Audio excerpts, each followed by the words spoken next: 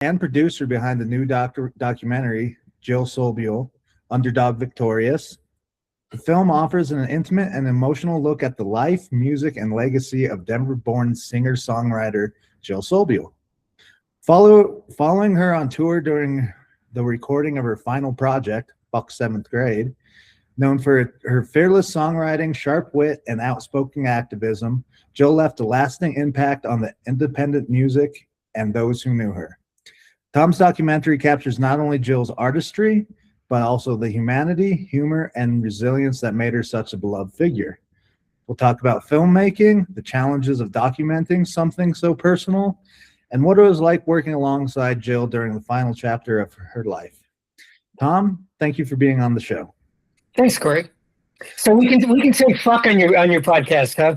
Yeah, I mean, it's not we're not trying to cuss the whole time, but no, of course not. It's it's language. It's like what's Mark Twain say? Censorship is telling a man he can't eat a steak because a baby can't chew it. So yeah, it's we don't try to do it too much, but it's a one-man show, so it's hard to avoid. Yeah. So what first drew you to Jill as a subject for a documentary? Well, I met Jill back in 2014 at a premiere in New York City of a movie called Gone Girl. Her girlfriend at the time, Kim Dickens, had a role in the movie as a detective, and my wife had a producing credit on the film.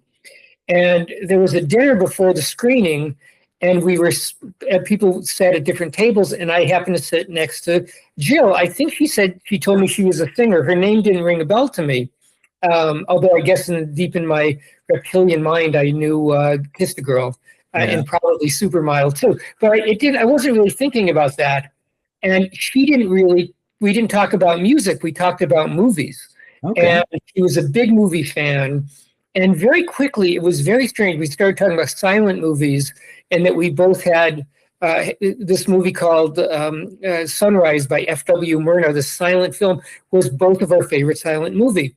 Okay. And it was one of those conversations like you have when you meet your wife for the first time, where it's like we just had so much in common and so much clicked, and we were just going back and forth and talking about sports. She'd lived in LA for a time, and so she was a Dodger fan. Of course, she was mainly a Broncos fan and a Nuggets fan, and I was a Warriors fan, so we could get into it over that.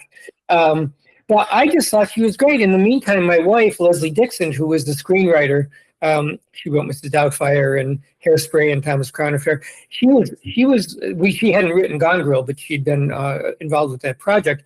Was across the table talking to other people and looking at me having this animated conversation with this attractive woman. And afterwards, she said, "I hope you got her number because it looked like she was really interesting and you guys were really having a good time." And I said, "Of course I did." And so Jill and I kept in touch, and we became great friends. She became friends to my entire family. And that night, though, after the screening, I didn't really know her music, and so I got on Spotify, and I couldn't believe the wealth of songs and the breadth and the eclectic nature. I fell in love with her music. I fell in love with her first, and then I discovered the music, and that blew me away. Nice. Yeah, I did.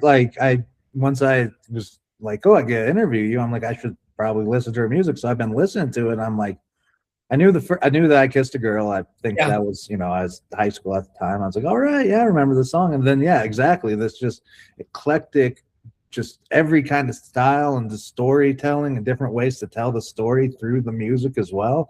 And it was great. Like even with the Karen song, I was like, I got to re-listen to that and see if it holds up to the new connotation of Karen. Yeah. And it doesn't. No, it's a whole different kind of Karen. Karen. But yeah, I mean, she really, you can kind of put her in the category of Warren Zevon and John Prine, the real storytellers. Yeah. And I think, although she has some pop success in the 90s, her original record labels, the major record labels, didn't quite know how to characterize her because she's more a rocker than she is a, sensitive singer-songwriter, feminist kind of person. She wasn't really a feminist songwriter. The songs, although you could read, she covered a lot of ground, and you can come at her from all sorts of angles and come back with a rich plate of food. And so I think, she always kind of confounded the labels because you couldn't fit her in a box.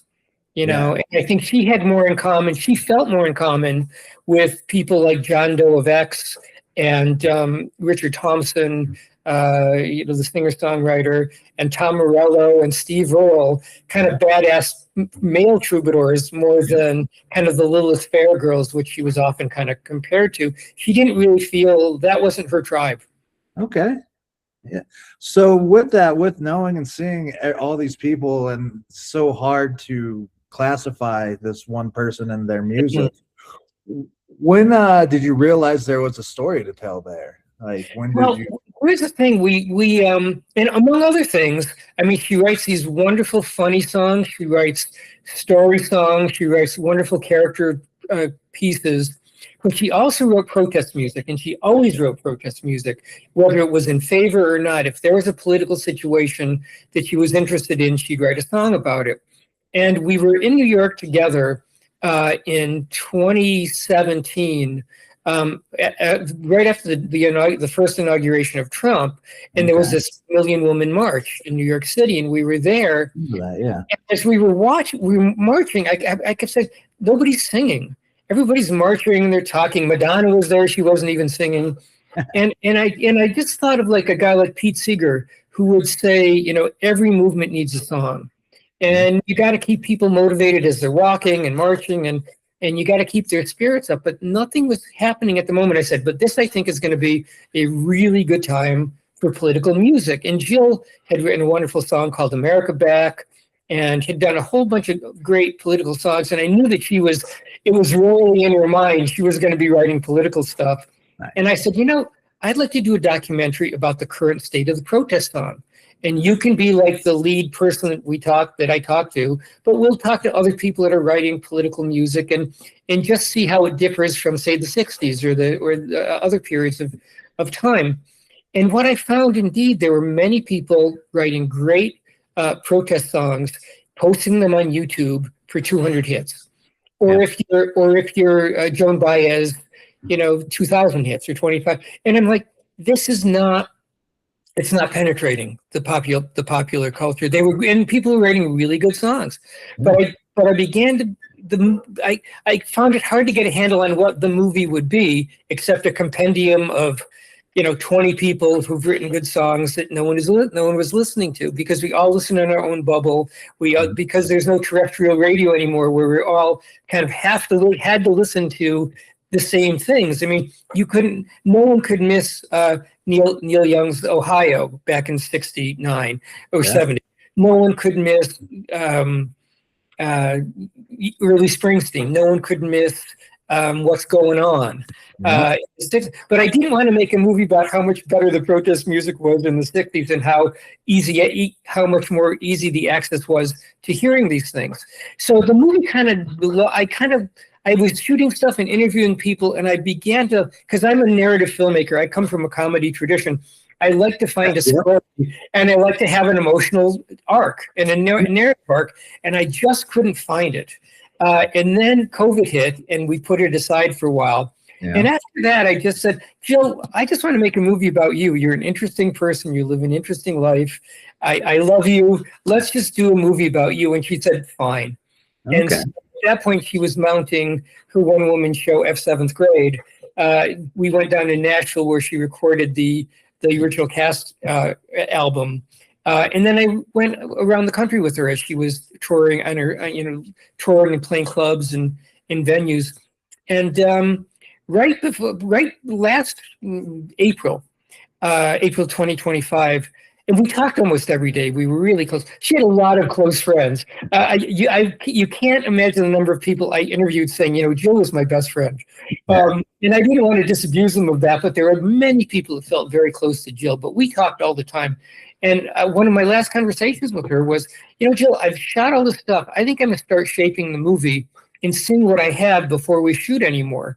And she said, fine. And then a week later, I got the call that she'd passed away in a house fire in Minneapolis, which was a complete shock. I was sitting at my editing board looking at her, cutting one of her songs. And And it's funny, her manager called me up and said, Tom, I have bad news. We lost Jill.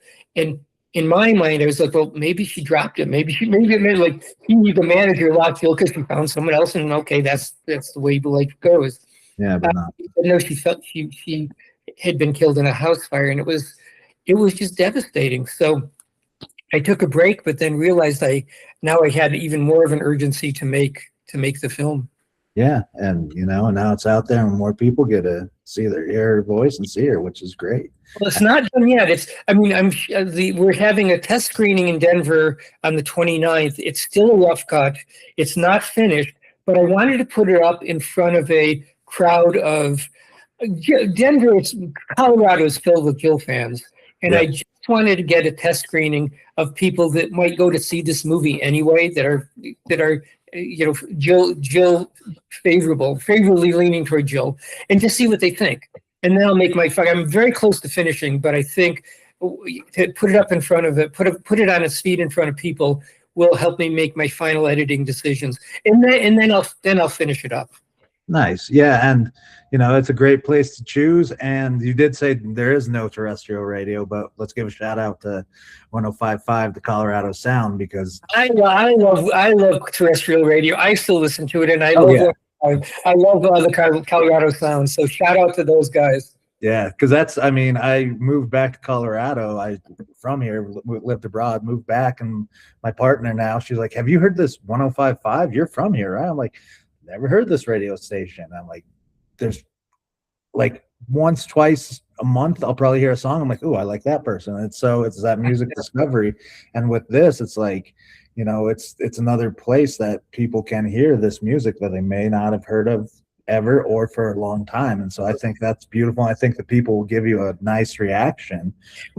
Ostrook over at the morning show has always been a big fan of Jill. I met her at the Jill Memorial that happened last August, and he said, anytime you're ready, when this film is ready and you want to preview it or something, give us a call and we'll help you set it up. And Doug Gertner over at WGNU, Yep. He's a big fan too, and he was a kind of a point person. Both of them have been super helpful in getting the word out for this very, very quiet screening. We'll see how many people show up. I hope the fans will show up, and I think they'll enjoy it. I'll do my best to get them there. Sure.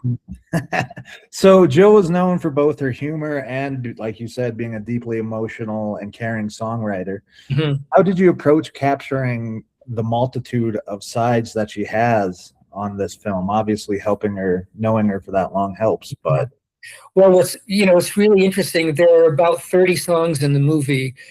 I don't think any of them is heard all the way through, but some of them are highlights of the movie, and they're kind of touchstone songs, and you hear most of them. But there's bits of at least 30 songs, and one of the things that's wonderful about Jill to approach as a filmmaker is a lot of her songs were autobiographical, and so I initially began to start structuring this movie almost like a Hollywood musical, because the songs help tell the story. okay. It's not like if you do a biography of the Stones, or a documentary about the Stones, those songs you can put them in a chronological order, but they don't put it. There's no narrative to those songs, and that I think is the same with a lot of artists. But with Jill, you could really find songs that talked about different parts of where she talked about different parts of her life, and so the movie is kind of like a musical, true Hollywood musical. But some of my favorite songs aren't in it because I just didn't find a place to fit the narrative of the movie. But everything I use, I love. I love so much of her work. And like you said, it's very eclectic. I guess I compare a little bit to Elvis Costello in the sense, really, explore. She just explored whatever she wanted to explore. There's sort of smooth jazz. There's punk. There's all sorts of stuff. Folk. If any angle you want to come at to approach Jill's music, you'll find something that you like, I think. Nice. And Jill's music often tackled topics that, other artists avoided. It started with the, or didn't start with, but you talked about it on the protests. Do you Yeah. think that's something because she does these topics? That's why people like her? It's not just another, she had a very, very popular poppy song, but other songs, you think that's the reason that drew people to Jill? I don't know. Well, I think she was also one of the most charismatic performers I've ever seen. I've never seen an opening, because she liked to be an opening act because she could go home early and watch sports. All right. Or she can catch the Broncos or catch the Nuggets. She said, sometimes I'd rather do that than headline because I get home earlier and, because she was not a late night person. So she liked to get in her, watch as much of her team's performance as she could. But yeah, to see her get in front of crowd after crowd, and they often were, when she was the headliner, that was fine because they were showing up for her. But if she was the opening act, they often, a lot of people didn't know who she was. Within half a song, she had them. It was an extraordinary quality. I mean, I'm sure you've seen plenty of opening acts that just people are talking and drinking and they don't really care much. She was magnetic. She was funny. She was self-deprecating. And the songs were just great. And she immediately got the crowd. So that was something that I capture in the movie. You'll see it, in several spots. So yeah, that was part of the charm. I mean, I think the key to documentaries is to have a subject that's worthy of a movie that people really want to watch. And I think she fits that in spades. Nice. Yeah, I'm looking forward to it. So what were some of the challenges then of, some of this was live on tour with her? Yeah. What challenges did you face while making this documentary? Well, it was me and my longtime cameraman, a guy named Barry Braverman, who I've known since my freshman year of college, who went off to shoot for National Geographic. Nice. Is a well-renowned documentary cinematographer. And so whenever I make a documentary and I can corral him, I do. And he fell in love with Jill too. And it was just the three of us kind of on the road. And, the wonderful thing is she gave us complete access as much as she could, as much as the venues would allow, because she would allow my cameraman to be like a foot from her face as she was singing on stage. Nice. And she kind of incorporated us into the act. So the crowd kind of went along with it. But the challenge of, shooting live performances would be great. And sometimes you see these big budget documentaries and they have 6 cameras or they have a lot of cameras. And it was just, we just did it with the two, one camera, me and Jill, but I ended up interviewing. I've got about 24 hours of interviews that I was working from for this film in different times of her life and in different venues where we could just catch some time. And so, I mean, I think a documentary, I love the challenge of documentary. I come from a Hollywood screenwriting background where you kind of figure out the story and then you write it. And with a documentary, you shoot it first and then you figure it. I mean, you may have an idea of a story. This one, I didn't really. Okay. I just wanted to capture as much of her life. And I knew I could use the F7th grade because she did the play is sort of the story of her life and career. I didn't want to film that. I didn't want that to be the story, but I knew there were songs from that would be, touchstones for different parts of her life. So that was all I had to work with. And then I shot all the stuff and organized it into thematic modules like, grade school or coming out as, dealing with her sexuality, being on the road, political songs for political trends. So, and then, Jean-Luc Godard said, a film needs a beginning, middle, and an end, but not necessarily in that order. And I think that's what you do with a documentarian. You've got all this stuff, you whittle it all down, and then you find what's the best way to tell the story. Nice. Yeah. I can't wait. So Jill has been known as a singer's or a songwriter's songwriter. What do you think makes her so magnetized towards songwriters? Why do you think songwriters are drawn to her? Well, I think, she was just brilliant. I don't know that I think there was a natural brilliance to what she did, but she also kept at the craft. I mean, she would wake up in the morning, read the newspaper. She was a news junkie, and then write for maybe a half an hour or an hour, and pretty much that was her day. And then she'd go off and live her life and have fun, but she had a natural curiosity. She was curious about everything. You know, she was the kind of person that displaced space when she came into a room, but she didn't overwhelm it. She didn't have to be the center of attention. And as a matter of fact, she always made everyone else feel like that she cared what they thought, that she was interested in. And I think she truly did, which is why she could absorb all sorts of points of view from different. I mean, she loved to have conversations with people who didn't agree with her. You know, particularly people who didn't agree with her politically. And some of her best political songs, like "America Back," is sort of which is, you know, the chorus is, when you say you want your America back, what the fuck do you mean? And I think she really meant it as a call to conversation, as opposed to preaching to anybody. First of all, the song is really funny, and second of all, it's like, well, what do you mean? Let's talk about this. What era are you talking about? The 50s? Do you want segregation back? You know, Ben Franklin was talking about the Germans and their beer gardens. So you want to go back to colonial days? When was it perfect? Yeah.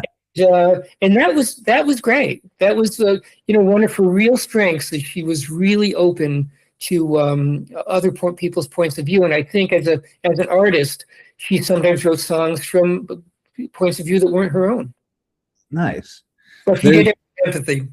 Yeah, and that's a big thing to be able to write and come across with the story, is not just, this is my opinion, here it is. It's, you know, telling a story and telling it well so people understand that point of view. There's a guy, I don't know, have you heard of Bob Dylan with a V? No. He's a British rapper, and he has a song "Country Back." It's much harder than what Joe would do, but it's kind of the same thing. I heard you want your country back. When do you want it back from? Who do you want it back from? Yeah, right. Yeah, so that's obvious questions which people think we don't all agree on what that means, you know, and let's talk about it. Exactly. I think that's great. So you have a lot of artists in the documentary. What made you choose who to collaborate or who to include, what collaborators? It's very interesting because after Jill passed away and I picked the film up again last summer to start working on, for some people it was still a little too raw. They were like, I love Jill, I'd love to be part of this. I can't do this yet. I'm not ready. She affected people so deeply that they just, weren't ready to talk. Other people, it was very interesting because I shot so much of this film in the present tense. It's not a We Remember Jill movie, because it's Jill's point of view, Jill on the road, Jill giving you her idea of what her life is like, and people are on the sides for seasonings. So I didn't need a whole lot of people. I just needed the right people. Yeah. And so they could talk to different aspects of her life and different eras of her life. And so people like as eclectic as Tom Morello and Matt Groening of The Simpsons, because he had put her on The Simpsons. Stephanie Miller, the comedian and liberal talk show host. John Doe from X. They were old friends, and X is like my all-time favorite band. When I moved to LA after college in the late '70s, they were just starting, and that's my go-to band. So that's where I come from. This the sort of the punk scene, and it was a guy like Tom Morello, who just shared with her this passion to mobilize people and to get them to stand up around common ideas and fight for those ideas. Jill was right beside him. They were two peas in a pod that way. Nice. And did this actually, once you picked it back up and after she passed, actually making it help you get through that? Because it must have been. Yeah. I mean, I've been with her every day for the past year. Mm-hmm. Every day, I've been working on this thing, and it was very, it was healing. And as a matter of fact, there was the one thing I never got in the filming with Jill, I never got, because a lot of her songs, including America Back, Underdog Victorious, Good Life, are crowd sing-alongs. And whenever she performed them, she got the crowd to sing along. Now, it was not because wherever we went, people did sing along, but sometimes the venue was too dark and they didn't want to turn up the house lights. Sometimes we couldn't get the cameras where we wanted to get them. So the one thing when she passed that I never quite, and I'd always had it on my wish list, like, we've got to get a good crowd singing with Jill. And so what I did finally about a month ago, I put out a call to Jill fans. I live in the Bay Area. I live up in Berkeley. Yeah. To local Jill fans. And I got a venue and I showed a couple of songs that are the final songs in the movie that I had cut. And I had the crowd sing along with Jill to these cut performance pieces. And I just had, obviously wasn't shooting that. I was just shooting the crowd, and it's intercut with the film. And I think it's fairly seamless. You just, you're watching this joyous crowd sing along. And for those people, a lot of them came up to me. They said, we've been so blue. We missed Jill so much. And this was cathartic. It was really like a healing event. And, and the thing that I could do with a crowd that I couldn't do at a normal venue is shoot it 10 times, from different points of view. Yeah. And I had 2 cameras this time, but we did do it many, many times to get all the angles that I really ideally wanted, that I could never get when Jill was with us. Okay. What do you think? You said for some, would that be kind of the goal of the movie for longtime Jill fans? What do you want them to take away from it? I think so. I think the Jill fans will take that away. I think, it's one of those fine lines, because do you make it for the fans or do you make it for people that don't know Jill's work? And you kind of have to find a balance. It can't be so inside that the non-fan can't find a hold into it. And so I want to make it, I'm sure the fans will show up first because they'll be the most passionate. I want them to leave the theater telling the non-fans, you don't know about Jill Sobule, you've got to see this movie. You're going to love this movie. You're going to love the songs. You're going to love Jill. And I think, because I've shown it to small groups just to test it, and even if people don't know Jill, they fall in love with her and they love the music. So I think even if you don't know anything about Jill, you will fall under her spell with this film. And that's kind of what I was hoping for. When I made the film, I was kind of hoping that she and I would take it around to film festivals, and I'd come out and talk about it. She'd come out, play a few songs, and it would kind of it would charge the next phase of her career. It would get people to look back at the catalog. It would just kind of hotfoot whatever her next phase was going to be. And now I just wanted to expand her legacy. I want people who don't know her to say, why didn't I know about this person? And I have a feeling that's going to be the response from most people that see the film. I hope so anyway. Yeah, I hope so too. Being with her, what role, and seeing her so much, what role, obviously she's a fan of the Nuggets and the Broncos and the $4 beers for the Rockies, I guess. Sure. That's the only winning thing about it. What role did that was a drinker, so that wasn't going to be the, she was a pretty much of a lightweight. Okay. What role did Denver and Colorado play in Jill's identity and shaping her story? Well, we came back to, one of our shoots, we came back to Jill, to Denver in, I guess, the summer of 24. Okay. Or maybe it was like early 2025. And she had gone back for a high school reunion. Okay. And so we shot some of that. And some of those people had been important to the story of F7th grade. They had been, they'd been characters. As a matter of fact, the villainess, the mean girl in F7th grade, she used the name of one girl, but that was a friend of hers that wasn't mean. Okay. She just liked the name of girl named Kathy Pepper. She said, that's a good name for a villainess. It was based on another person. But I didn't shoot this, but the previous year, Jill did a house concert. She liked to do house concerts. She was one of those, she loved to go into, gun to the curiosity, she loved to go into people's houses and see their photos and see their pictures and get to know who they were. And you know, she'd like to do these shows where she'd get anywhere from 30 to 50 to 70 people in a living room and play for them. And she did that at the year before that I didn't shoot, that someone else shot, at the home she grew up in. Oh. And that's kind of a lovely, and there's some of that in the movie. It's a lovely piece. But I think she always felt Denver was her home. In the last 10 years or so, homeless is the wrong word. It's not right at all. But she didn't have a permanent residence. She was always on tour. She was staying with friends. She stayed with me. She'd stay with people in LA.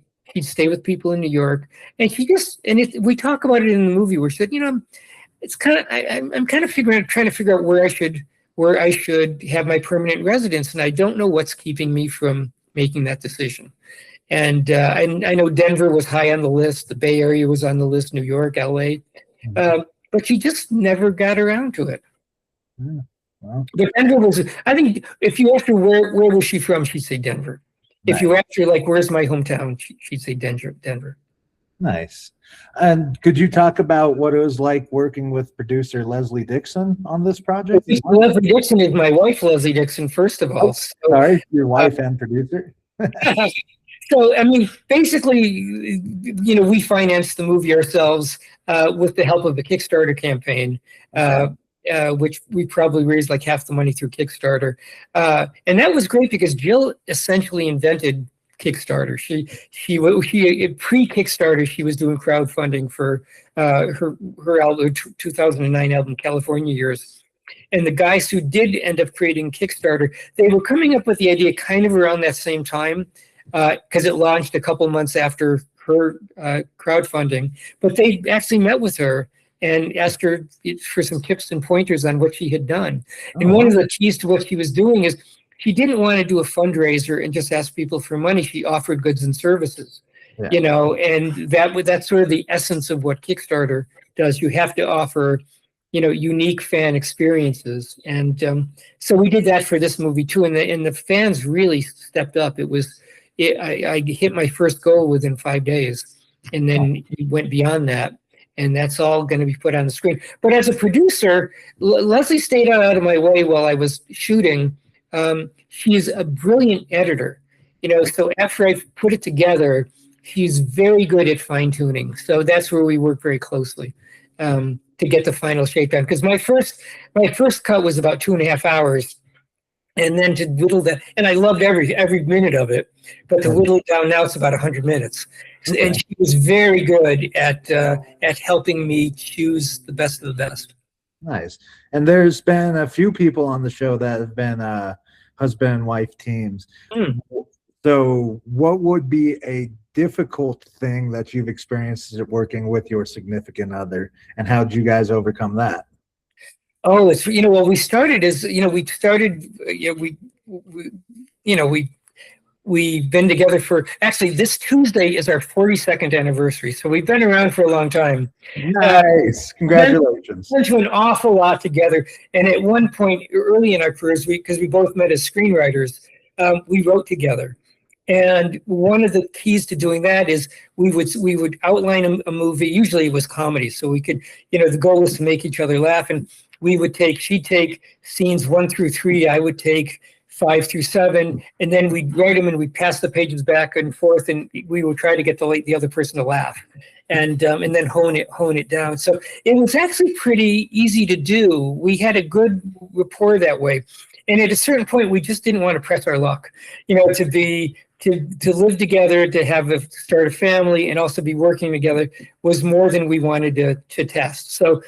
We still occasionally work together, but not as writers anymore. We just complement each other. So there hasn't been, and I mean, if she writes a screenplay and I give her notes and she doesn't like them, then she doesn't take them. If she gives me notes on this, I mean, ultimately, at a certain point, if I just love something and she's given me the note 20, 30, 40 times and I don't want to take it, she'll back off. But, you know, it's pretty easy. It's pretty easy. Because she's always right. Oh, of course. If you have a significant other, they're always right. Anyway, but we both kind of look at things the same way. We have similar tastes and share a lot of just common values. Oh, nice. Okay, and so with that, I mean, this is both deeply personal for both of you. Yeah. What do you think her ultimate legacy would be? With Jill's ultimate legacy, what that would be? What you want it to be, and what are you trying to portray it as? I think it'll be as a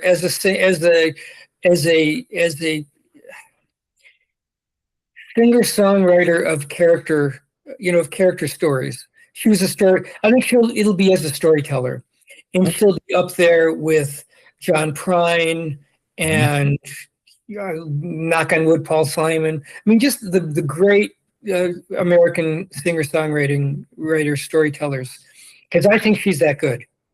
Yeah, and I think they are. I've heard her, like, just from what I've heard, it's like, wow, I've seen her songs, those stories, and so many different angles on it. I'm like, wow, that is pretty impressive. She had a real soft spot for sunshine pop of the late '60s, like the Monkees and Mamas and the Papas and Lovin' Spoonful. And before she passed away, she was accumulating songs for an album. Some of it would be covers, and some of it would be original stuff, called Sunshine Jill. And it was going to be just feel good, slightly psychedelic pop music. And it would have been great. She had a couple of songs already. As a matter of fact, when she passed away, a good friend of hers named Yves Beauvais, who she had met during her Atlantic years, he was the head of the jazz division of Atlantic Records. Okay. And he was the guy that essentially invented the box set. Okay. Atlantic had this big catalog, and Yves went to Ahmet Erdogan and said, we've got all this stuff. I think there's a market for him. And Ahmet said, see what you can do. And he put out the first one was the Eric Clapton box set, and then he did the Led Zeppelin box set, and he's brilliant at sequencing. And anyway, he's been a close friend of Jill's for 30, 40, whatever it is, 30 years. And he's been tasked by the estate to put together Jill's unreleased music. Oh, wow. And Jill was the kind of person that if she traveled around the country, she would hang out with her friends, and she'd record a song here and there, or two songs, or she'd write a song with someone. And he has somewhere between 250 and 300 unreleased songs of hers. Some full productions with bands, some demos. I mean, I have stuff that she just did in GarageBand on her iPad. And all of it, particularly if you're a fan, all of it's worth listening to. So he's accumulating that stuff, and I think one of the things I'm hoping the movie will do will whet the appetite of people that either know her or don't know her, but now they will, to hear some of the unreleased stuff, because it's just great. Yeah.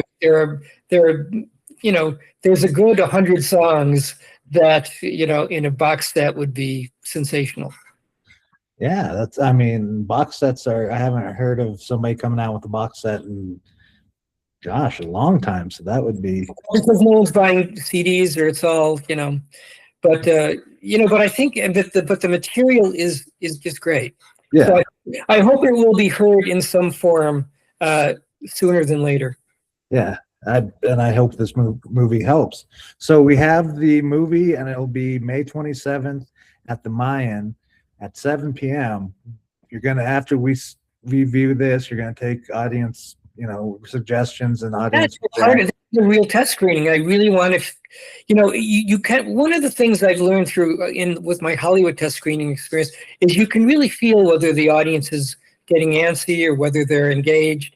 So I really want to feel how the movie plays for people, and afterwards we'll ask them. It'll be a Q&A run by Ron Bostwick from the Colorado Sound, but we'll also use part of it to just poll the audience. Is there anything that dragged? Is there anything that you wish was there a song you wish was in there that isn't in there? And more than likely, I probably have it in my. Unfortunately, what I loved about the days of DVDs is you could do all these DVD extras, and I could probably put another dozen, an album's worth of songs, of performances that didn't make it in the film that are terrific. But I don't know what things, but those things kind of go online and stuff, but people don't get the DVDs the same way that, they used to in the heyday of that kind of distribution of how a movie would be distributed. So we'll see. Yeah. And with something like this, I know, a lot of those DVD extras were great just because you got to sit and listen to how you came up with the process of doing this. And like you said, with this, you have 12 songs that you could just make your own album. Right. Of that. And I think I will release, even though it seems kind of quaint, I will release a DVD of this because I think some fans will want it because you can watch it as much as you want. There'll be the extras that you'll want to hang on, that you want to have. So, it's like when you buy a CD at a concert, part of it is like, remember, it's memorabilia from the concert, and I think the DVD will be, memorabilia for Jill. Nice. And aside from this, do you have any other projects you're working on, or I never know where my next project will come from, and I don't like to press it because when it happens, I kind of know, and that's been the case with my other documentaries, and it just kind of feels good to okay, I love the fact that I finally got to do a rock and roll documentary.